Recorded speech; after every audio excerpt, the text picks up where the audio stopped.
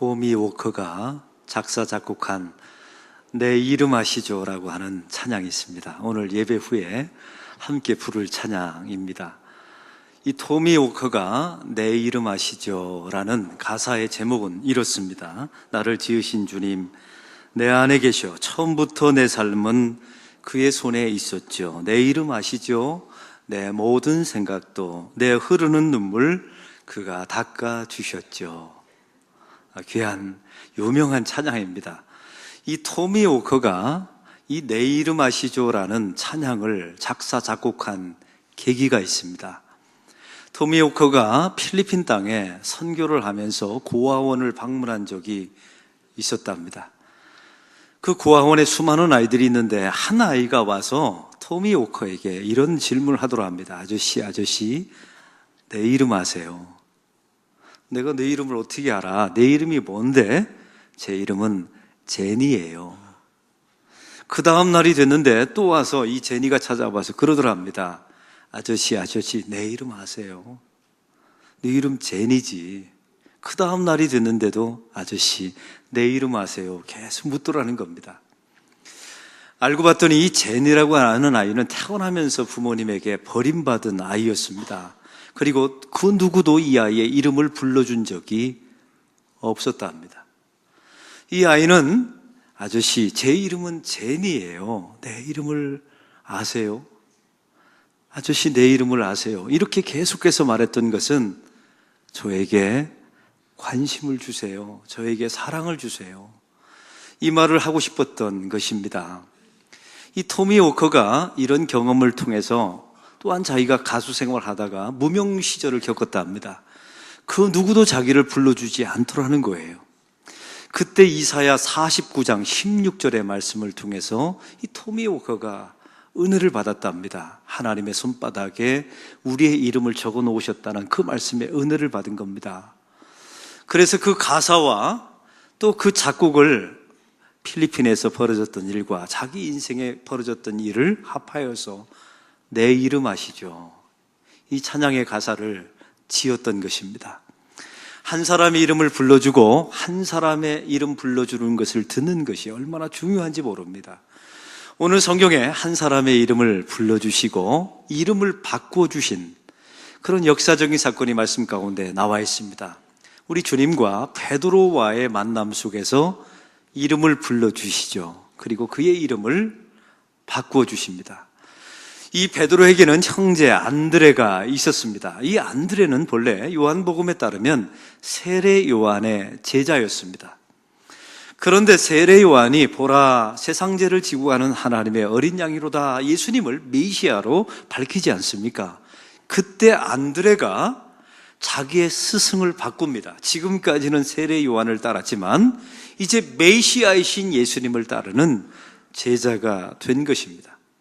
이 안드레가 예수님을 메시아로 만나고 알고 믿고 난 후에 자기 형제였던 베드로를 데리고 와서 예수님에게 소개하는 장면이 오늘 말씀 가운데 나와 있습니다. 우리 예수님께서 베드로를 처음 만나셨을 때 이런 말씀을 하십니다. 42절 다 같이 읽겠습니다.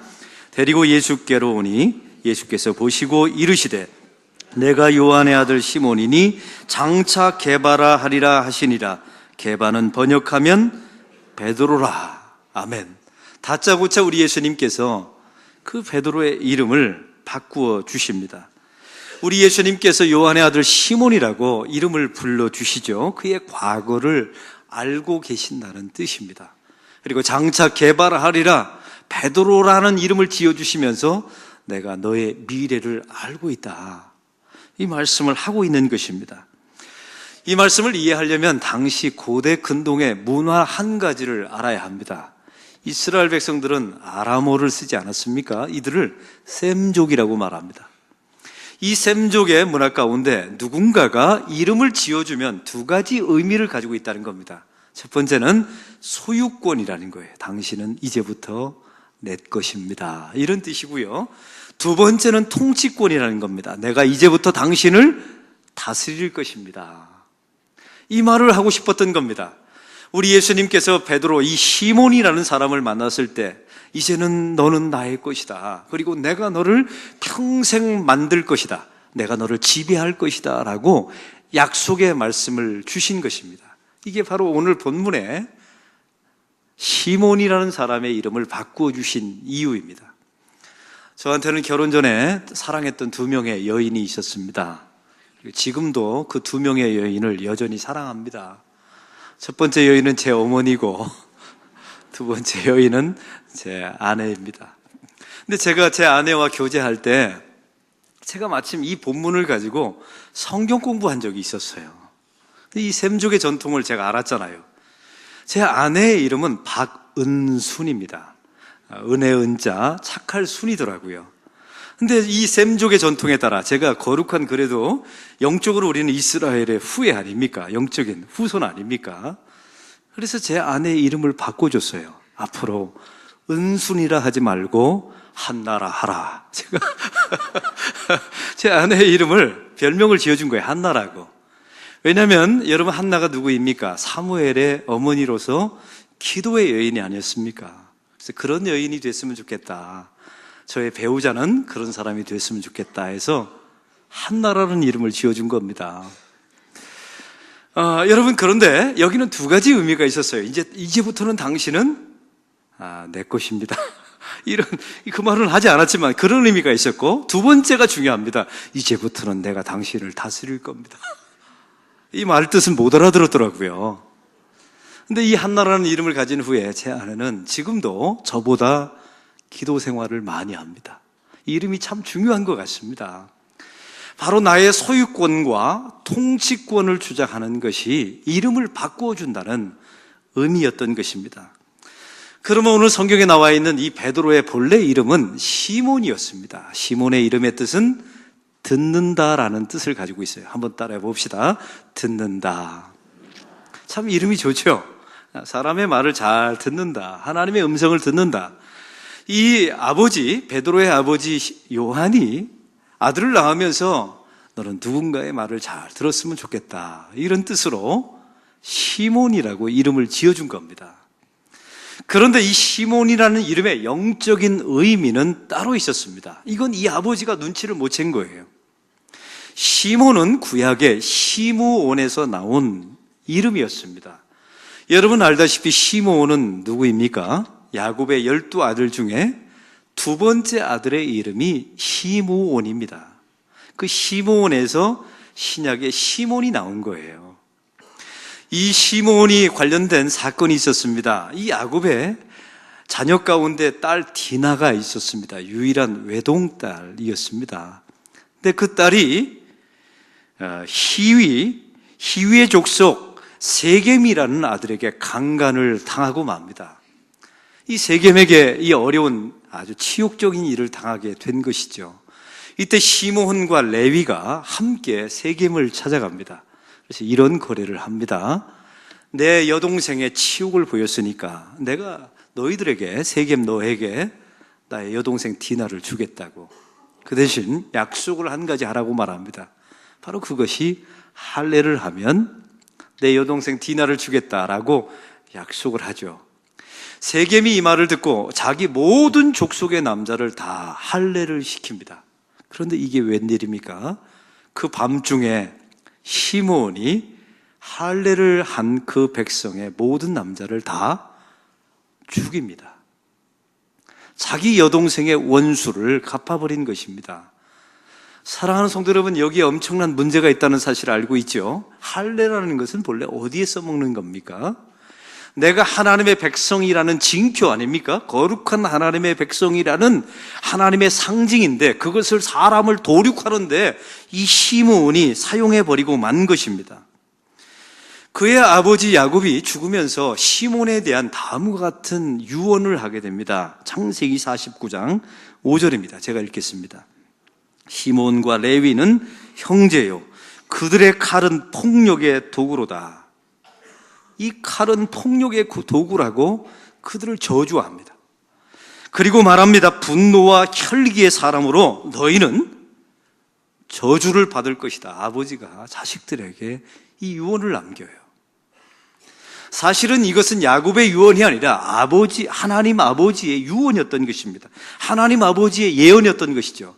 여기서 저주받으라는 말은 너의 족속은 다 사라질 것이다.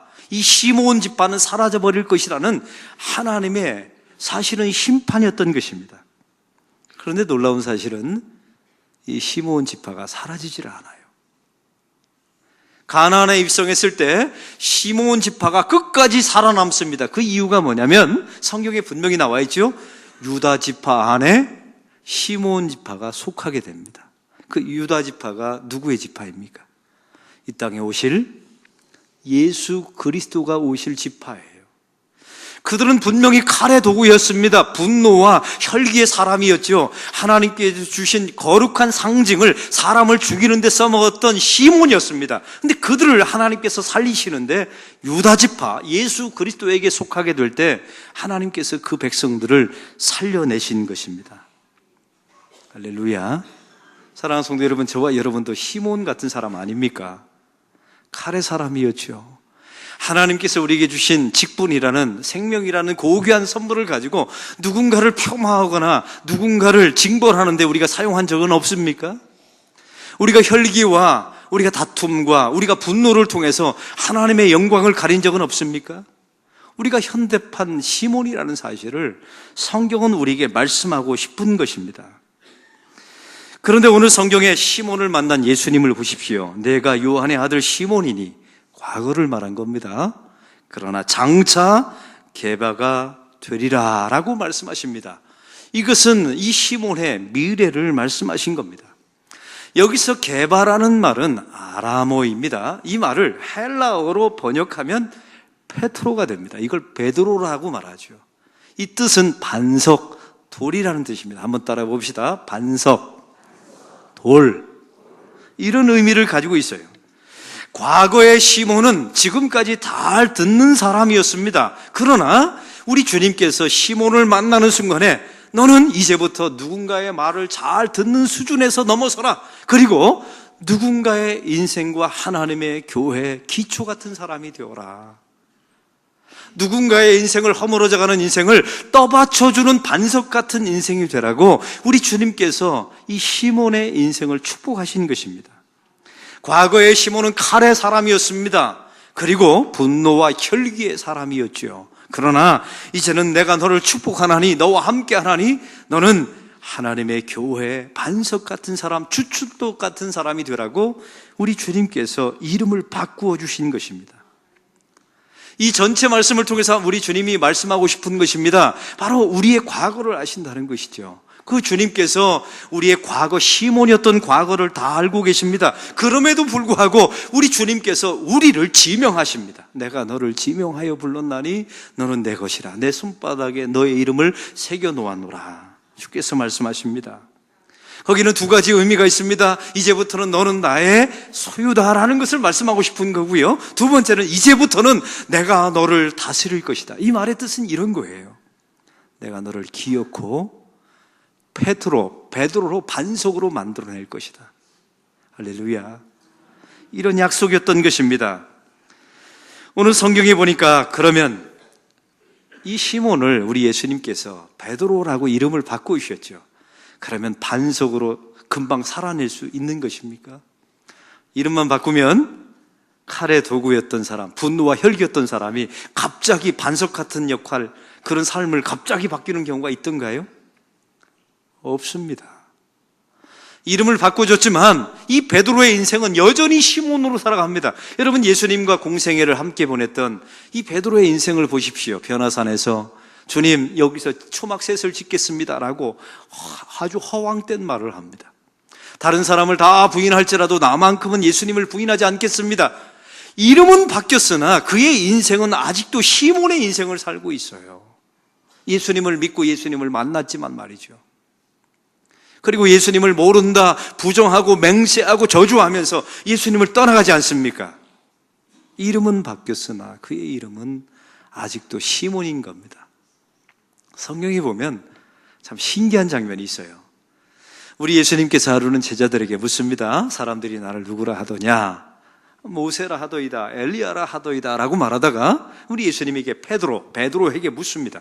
너는 나를 누구라 하느냐? 주는 그리스도시요 살아계신 하나님의 아들이십니다. 이때 주님께서 하신 말이 중요합니다. 바요나 시모나라고 말합니다. 여러분, 이상하지 않습니까? 예수님과 첫 번째 만났을 때 예수님께서 베드로의 이름을 시몬에서 베드로, 게바라고 바꾸어 주셨어요. 그러면 바요나 게바야, 바요나 베드로야 라고 말해야 되는데 시몬이라는 이름을 씁니다. 왜요? 그의 고백은 근사한 고백이지만 그의 삶은 아직도 시몬이었던 겁니다. 칼의 사람, 분노의 사람, 혈기의 사람, 하나님께서 거룩하게 주신 그 직분을 가지고 누군가를 폄하하고 애하는 데 썼던 그 시몬이라고 주님께서 말씀해 주신 겁니다. 이 베드로가 예수님이 십자가에서 죽으신 후에 부활했다는 소식을 듣죠. 그러나 베드로가 예수님을 피해 도망갑니다. 디베랴 바닷가에 도망갔을 때 예수님이 찾아와서 했던 말 기억나십니까? 요한의 아들, 또 시몬이라고 이름을 불러요. 여러분, 이게 가슴 찢어지는 말입니다. 이름을 바꿔주신 예수님께서 너는 게바라 하리라, 너는 반석이다, 너는 베드로, 너는 돌이다 라고 말씀하신 예수님이 이 베드로를 찾아오셔서 다시 뚫어져라 쳐다보면서 말씀하십니다. 요한의 아들 시몬아, 이 말씀을 하십니다. 사랑하는 성도 여러분, 여러분도 예수 믿으셨죠? 구원받은 지, 또 교회 나온 지, 또 직분 받은 지 오래됐을 겁니다. 하나님께서 우리의 이름을 죄인에서 성도로, 거룩한 무리로 이름을 바꾸어 주셨어요. 하나님의 자녀라는 이름을 바꾸어 주셨습니다. 그런데 우리의 삶은 아직도 죄인입니다. 시몬이에 불과합니다. 오늘 성경은 이걸 말씀하고 있는 것입니다. 아브라함의 인생도 마찬가지입니다. 아브라함이 하나님을 만나기 전에 그의 이름은 아브람이었습니다. 고귀한 아버지라는 뜻이었죠. 근데 하나님께서 아브라함을 딱 만나는 순간에 그의 이름을 또 바꿔주십니다. 너는 이제 아브라함이다, 열방의 아버지가 될 것이다 라고 말합니다. 그의 아내였던 사레입니다. 고귀한 어머니라는 뜻이죠. 근데 하나님께서 그의 이름을 사라라고 바꿔주십니다. 열방의 어머니가 될 것이다, 온 민족을 위한 믿음의 어머니가 될 것이다 라는 약속을 주십니다. 그러나 이 아브라함과 사라의 인생을 보세요. 주님께로부터 그런 이름을 받았음에도 불구하고 그들의 인생은 그냥 자기 가족의 고귀한 어머니, 고귀한 아버지로 살아가지 않습니까? 여러분, 우리가 알고 있는 야곱의 인생을 보십시오.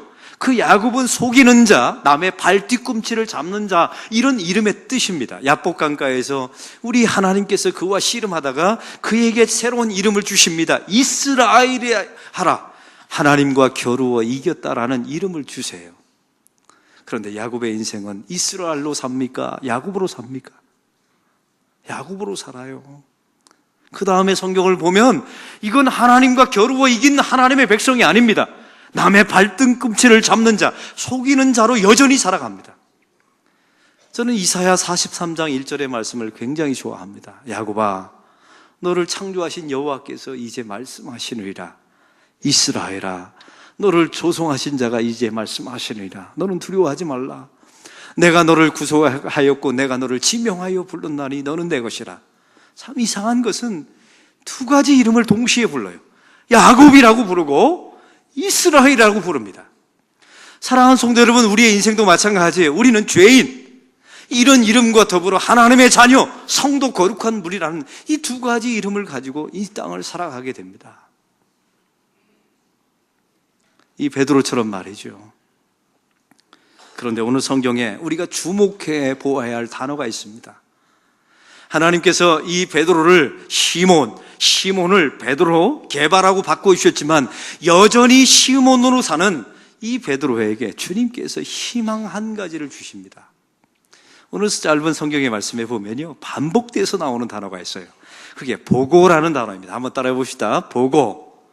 이 보고라는 단어가 이 짧은 문장 안에 5번이나 나와요. 34절을 제가 읽겠습니다. 내가 보고 그의 하나님의 아들이심을 증언하여노라. 36절을 보세요.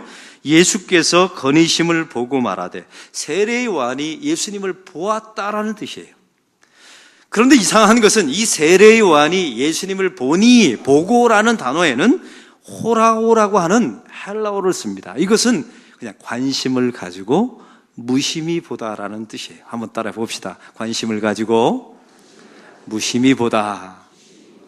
여러분, 이와 똑같습니다. 우리도 예수님을 믿을 때 예수님에 대한 관심을 가지고 그냥 무심히 봅니다. 그런데 예수님에게 두 명의 제자가 찾아왔어요. 세례 요한의 제자였던 사도 요한과 안드레가 찾아올 때 38절에 이렇게 말합니다. 예수께서 돌이켜 그 따르시는 것을 보시고라고 나와 있습니다. 이제 예수님께서 사도 요한과 안드레를 따라오는 것을 보시고, 이 단어는 떼아오마이라고 하는 단어를 씁니다. 같은 보고라고 해석하는데 한국말은 같은데 헬라어가 달라요. 이 떼아오마이라고 하는 단어는 꿰뚫어 보다라는 뜻이에요. 우리는 예수님을 그저 관념적으로 무관심하게 그냥 관심 두면서 무심히 예수님을 바라보죠. 근데 우리 주님께서는 자기를 따라오는 하나님의 백성들을 떼아오마이, 꿰뚫어 통찰력을 가지고 바라보다라는 특이한 단어를 씁니다.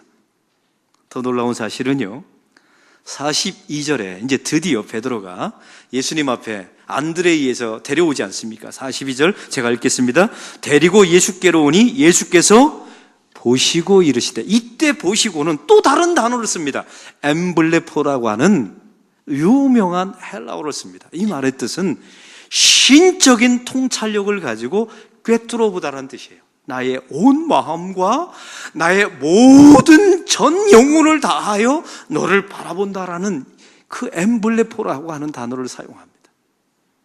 사랑하는 성도 여러분, 이 베드로는 주님께서 이름을 너는 게바라 하리라, 베드로라 하리라 주님께서 이름을 바꿔주셨지만 그의 인생은 어디를 봐도 시몬의 인생입니다. 3년 동안 시몬으로 살아가죠. 그러나 절망하지 마세요. 우리 주님께서, 우리는 주님을 바라볼 때 호라우 그냥 무관심하게 주님을 바라보지만 우리 주님은 떼아오마이, 꿰뚫어서 우리의 인생을 바라보십니다. 그리고 엠블레포, 주님께서 나의 모든 영혼을 동원해서 내가 너의 영혼을 주목하고 있다고 주께서 말씀하고 있습니다. 이것 때문에 우리가 만들어지는 것입니다. 할렐루야. 여러분, 이 엠블레포라고 하는 이 신적인 능력을 가지고 바라보다라는 단어는 내 모든 사랑을 가지고 너에게 집중한다는 뜻입니다. 사랑하면 상대를 좋게 보는 능력이 있어요. 참 놀라운 것은요, 우리가 교회 안에서 은혜를 받잖아요.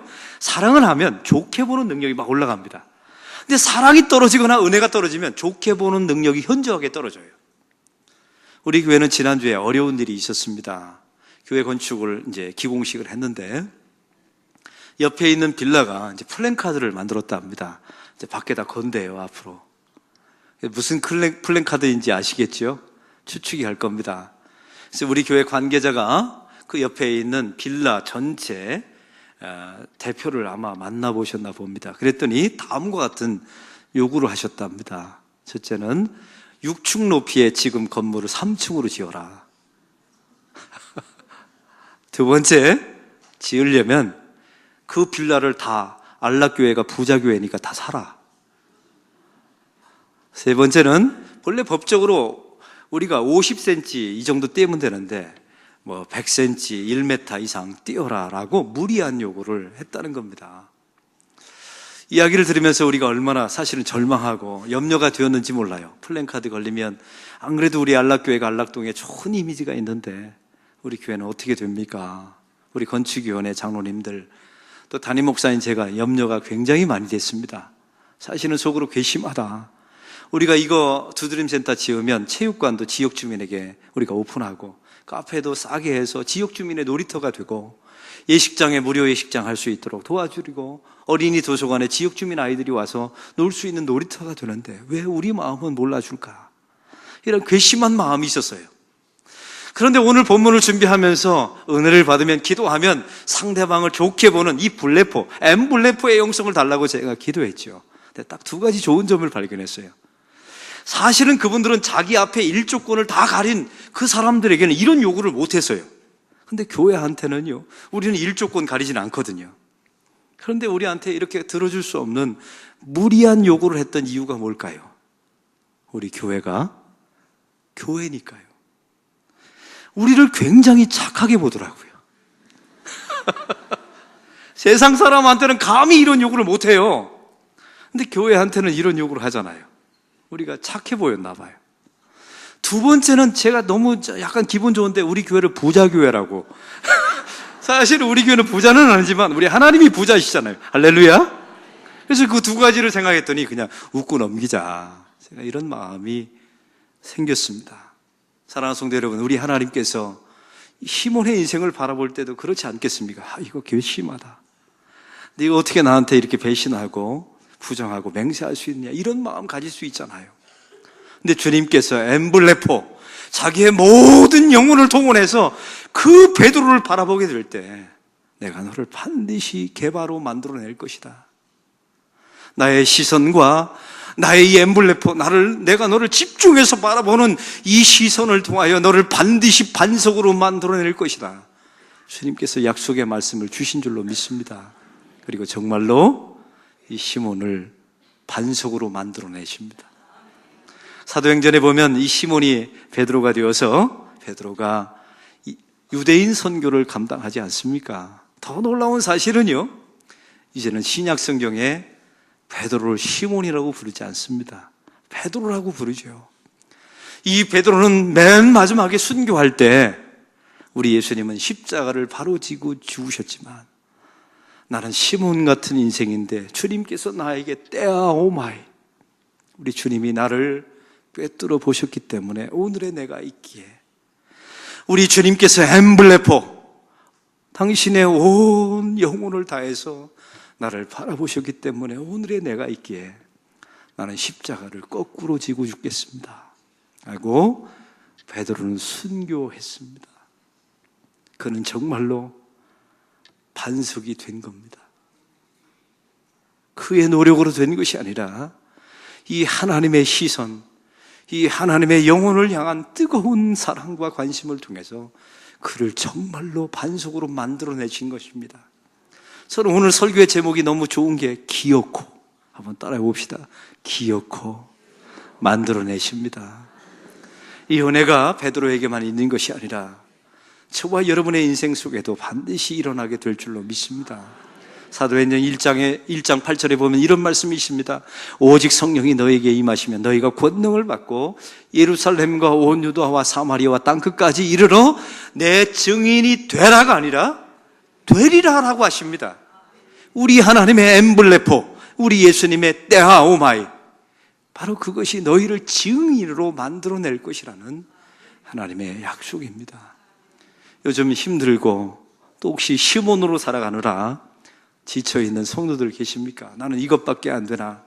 염려하지 마세요. 하나님께서 떼아오마이, 꿰뚫어 여러분을 보고 계십니다. 엠블레포, 당신의 모든 영혼을 동원하여 우리를 집중하고 계십니다.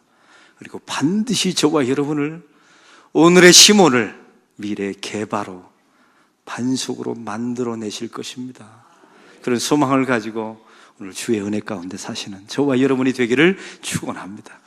하나님 아버지, 오늘 말씀을 통하여 우리는 시몬 같은 인생이지만 주님께서 우리에게 집중하시고 꿰뚫어 보시고 당신의 온 영혼을 통해서 시선 집중하시사 우리를 개바로 만들어 주심을 감사합니다. 하나님, 이런 약속의 말씀을 붙들고 오늘을 순종하며 주 앞에 엎드려 사는 주의 백성들 되게 하옵소서. 예수 그리스도의 이름으로 기도하옵나이다. 아멘.